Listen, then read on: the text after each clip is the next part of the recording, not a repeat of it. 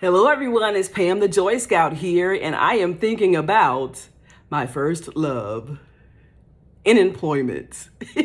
About 30 years ago, I had the best job ever. It's my first experience really working as a professional, and it was a service-oriented type of job where I had the chance to interact with people every single day to make sure they got the services that they need. I am an external facing person.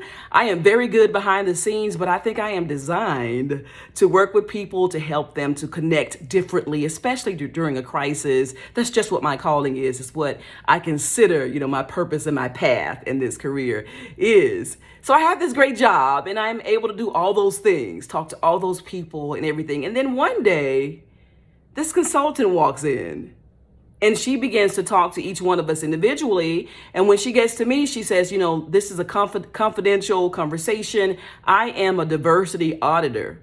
I'm thinking, I've never heard of a diversity auditor. Like, what's that? But it sounded really cool.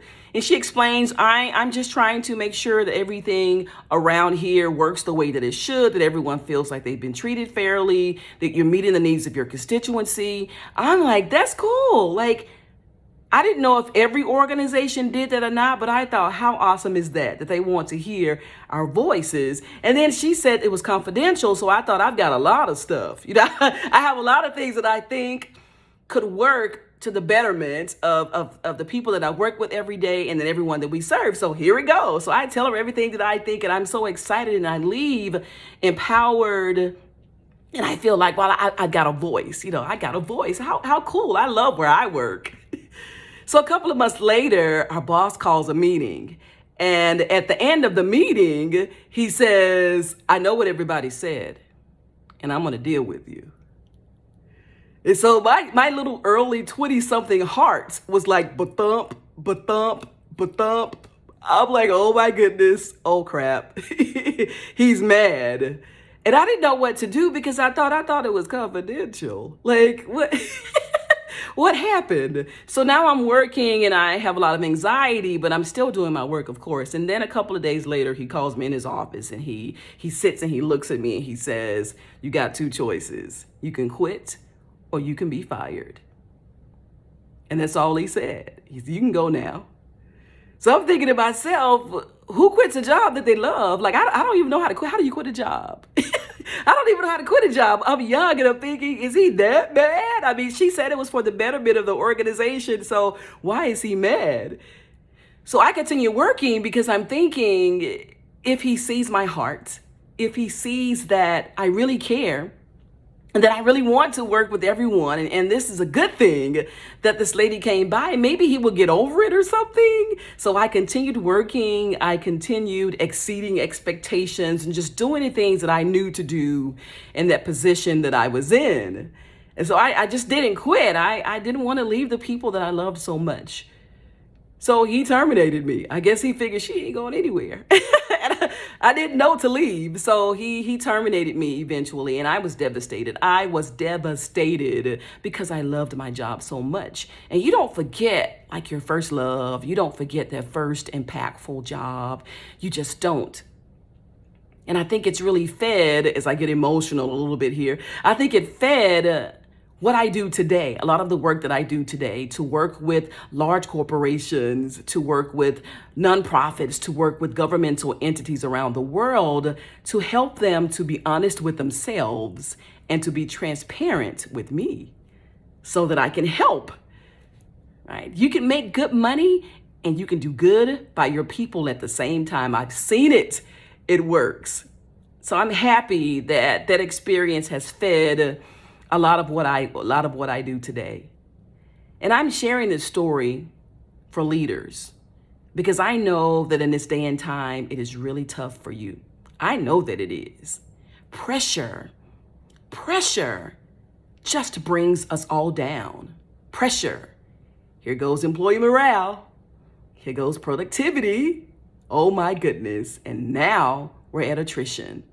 Pressure keeps pushing until someone stops it. And that's for you to do as leaders. Please don't terminate your employees. Please Please don't harass and what I know now to be, right, create a volatile, hostile, retaliatory environment for your good employees. You hired them because of their integrity, because of their competence, because of their resilience, their initiative, their fortitude, and I would think most of all for their work to help your organization be more accountable. Those are the people that we want. Please don't hurt them. Please don't hurt them. You're missing an opportunity to open a gift. Don't leave that gift on the shelf. That is the gift of communication. Communication. Open the gift. Have conversations about differences. Realistic conversations that can apply to your company in that moment. And if we don't do that, right? If we leave that gift on the shelf, I'll tell you what it's going to do. You're going to create two types of employees, and that's your current employee base and the ones that are looking at all of us right now that are to come into the workforce. One of them is going to be the type that doesn't care about integrity, but they will care about likability. They're going to say it doesn't matter. It doesn't matter at all. I've seen it. Just give me my check.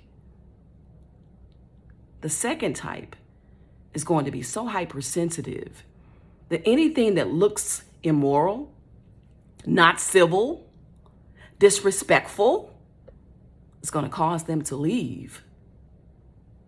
And dealing with what we're dealing with around the world right now, we don't have time for employees to leave. Not because they think we don't have integrity. Employees are looking for companies, organizations, right? Groups of people that they can form a relationship with around morality and civility and all those empathy, all those things.